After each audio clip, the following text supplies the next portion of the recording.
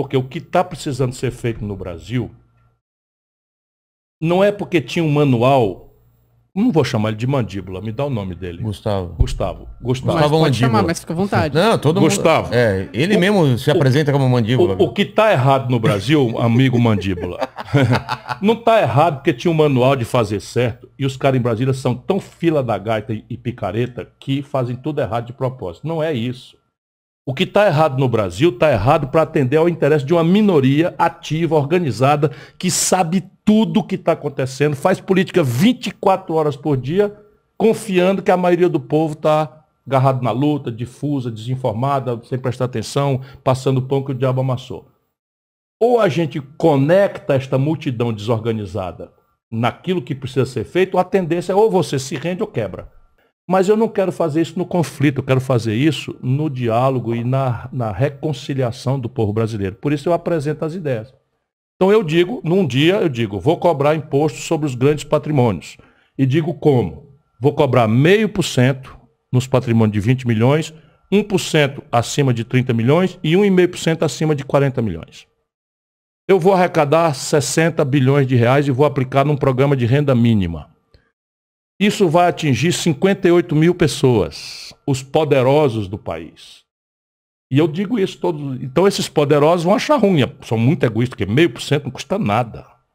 Custa nada, não vale nada. Um patrimônio de 20 milhões de reais, você cobrar 0,5% ao ano, não vale absolutamente nada para um bilionário desse que não deixará de ser rico, podre de rico, de passar o resto da vida, os filhos, os netos ainda rico e tal, mas precisa tirar o dinheiro de quem tem, para ajudar a salvar o país do desastre que nós estamos fazendo. No dia seguinte, o Lula diz assim, eu sou contra o imposto. E o Bolsonaro, no dia seguinte, aconteceu, vão no Google e vejam, o Bolsonaro, com o mesmo argumento do Lula, cara. O Lula diz assim, não, eu posso fazer um imposto sobre grandes fortunas, mas eles vão, como a França, vão embora do Brasil, como na França. Aí o Bolsonaro, que não sabe de nada, né? Vai lá e diz assim, não, imposto de grande fortuna não dá certo não, porque na França botaram e eles vão embora. O mesmo exemplo do Lula. Caramba. E o que aconteceu na França, alguma coisa parecida? A França botou 27%, 28%. E a França está vizinha da Alemanha, está vizinha da Inglaterra. Você atravessa da França para a Inglaterra a nado. O Canal da Mancha. Na Itália, na Suíça, está tudo do lado. Da Espanha, está tudo do lado. É evidente que você botar uma alíquota muito alta e com a contiguidade, você afasta. Porém, o que eu estou propondo é 0,5 ponto percentual, 1 ponto percentual, 1,5% percentual, que o imposto na transferência de coisa para fora pode ser maior do que isso. Compreende? E é para tentar convencer as pessoas. Meu irmão, nós estamos com 20 milhões de brasileiros passando fome. Mas isso é uma das coisas. A outra é... 130 milhões de brasileiros estão comendo precariamente, não tem o suficiente para ter a saúde mínima. Isso são crianças, cara, que não... Estão passando fome e a arquitetura do cérebro está se atrofiando e vão comprometer a vida de uma pessoa porque o cara não pode dar 0,5% de um patrimônio de 20 milhões de reais.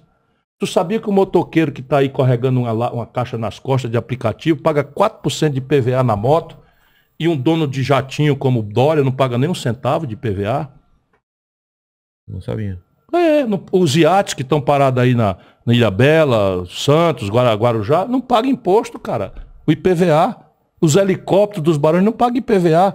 Tá direito isso, pelo amor de Deus? Mas eu estou brigando com alguém, eu estou querendo que o Brasil tenha um pouquinho de civilidade, de respeito às pessoas. Mas também não tem que ajudar para que esse motoqueiro não pague também? Tem que acabar com isso. Então. Mas como eu tenho serviços por financiar, eu preciso dizer de onde é que vem o dinheiro, senão eu sou um mentiroso. E eu não tenho coragem de mentir para um povo tão sofrido como o brasileiro. Compreende? Então, para eu reduzir tributos sobre os pobres, eu preciso aumentar sobre os ricos.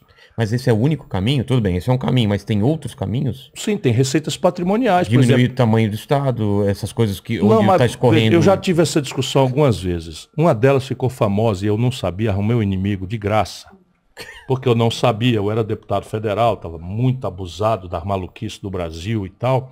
E entrei numa discussão e o camarada dizia assim, porque nós temos que diminuir o tamanho do Estado. Eu digo, perfeito, vamos fazer isso agora. O Brasil tem uma dívida pública, deixa eu te falar, 6 trilhões de reais e 400 bilhões de reais a dívida pública. 1% de juros sobre isso dá 60 bilhões de reais. Caramba. Por ano. Orçamento é uma lei que está publicada, todo mundo pode entrar na internet e ver. Então, é uma lei que prevê todas as receitas e todas as despesas do governo. Chama lei orçamentária. Tá. Certo? Então, no Brasil, 52%, ou seja, mais da metade do orçamento brasileiro é dívida. Amortização, rolagem e juro.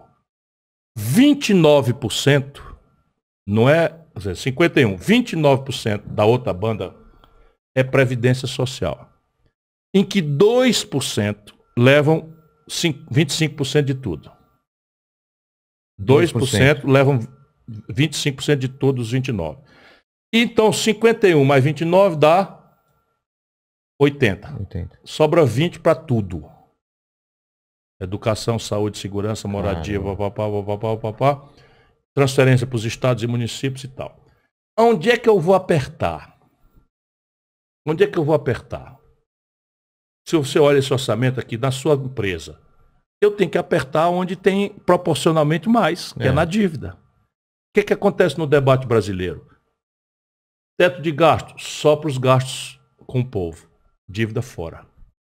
Nos Estados Unidos, quando tem teto de gastos, é lei ordinária e entra tudo.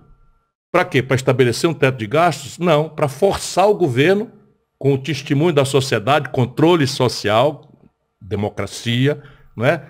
O governo para e vai decidir. Ou corta a despesa ou aumenta a receita. É tão simples de entender. E aí, às vezes, eles cortam despesa. Às vezes, aumenta a receita. No Brasil, o debate é capenga. A dívida fica fora. E eu vou arrochar, vou fazer um exame da Previdência, como o Bolsonaro fez. É desse jeito. Então, vamos lá. Número. A Previdência Social brasileira tem um déficit estrutural que é derivado do modelo dela, não é da despesa. Você, por exemplo, está com a carga de propaganda achando que é a despesa. Tá. Tem muito abuso. Aí eles usam os abusos para tirar como se fosse a verdade. Não é. Você pega o abuso, ele é abuso. Tem que corrigir o abuso. Mas não dá bilhão. Era o que eu peguei lá, o Boboca lá. Então, enfim, então o que acontece na Previdência? Quando você pega o regime geral da Previdência, os trabalhadores da construção civil, os comerciários, etc., o déficit por cabeça por ano é em torno de R$ 1.500. Então, falta R$ 1.500 por pessoa por ano para eu fechar a conta da Previdência do povo. Tá. Quando eu vou para o setor público, Poder Judiciário, Legislativo, especialmente, o déficit sobe para R$ 30 mil por cabeça por ano. Então, termina o ano, para eu pagar os funcionários do Legislativo e do Executivo, falta 30, 32, 34 mil reais por cabeça por ano. Quando eu vou para os militares, o déficit é 180 mil reais por cabeça por ano. Então vamos corrigir, vamos corrigir, vamos ser justos. Onde é que eu começo? Militares. Sabe o que o Bolsonaro fez nesta reforma? Aumentou o salário dos militares, dos generais, de 25 para 32 mil reais. Caramba. E tirou o teto de maneira que esses canalhas que estão com ele aí, desmoralizando o bom nome que deve merecer o Exército Brasileiro, tirou o teto, estão recebendo 100 mil reais por mês.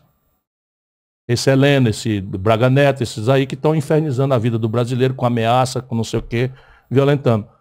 Sabe quanto é que foi a Previdência? 80 de cada 100 reais de sacrifício, sabe onde foi?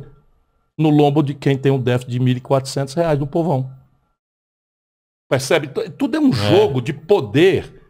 E tudo no Brasil é empurrando privilégio para os que já têm muito e ferrando o povo que tem embaixo. O que eu estou propondo é o oposto. Pergunta no Ceará como é que nós fizemos. Os grandes pagam mais. Estou falando para dar exemplo. Lá os desembargadores, procuradores, coronéis pagam 14% para a Previdência. E os funcionários mais modestos pagam menos. Aí o tribunal derrubou, a gente está fazendo uma gratificação para indenizar a diferença. Compreende? É isso. E o que eu estou propondo ao povo brasileiro? Que a gente olhe as melhores práticas internacionais. Sabe quantos países do mundo têm um regime de previdência que o Brasil tem, de repartição? 3. Venezuela, Brasil e Argentina. Os 3 quebrados que só arroz de terceira. Essa gente manteve isso. Quando a gente precisa mudar o modelo, está tudo proposto, com número, como é que faz a transição, quanto é que custa, e quem vai pagar quanto, não sei o que e tal. Aí o que acontece com um cara como eu? Os grandões e poderosos sabem o que eu estou dizendo. Não podem me acusar de incompetência, de que eu não estudei. Eu estudei 63 países, os modelos de previdência, antes de apresentar a proposta. Aí eu sou o quê? Destemperado. E aí desqualifica. Você não pode mais ouvir o que o cara está falando. Desqualifica, faz logo um filtro. Tudo que ele fala vem do destempero.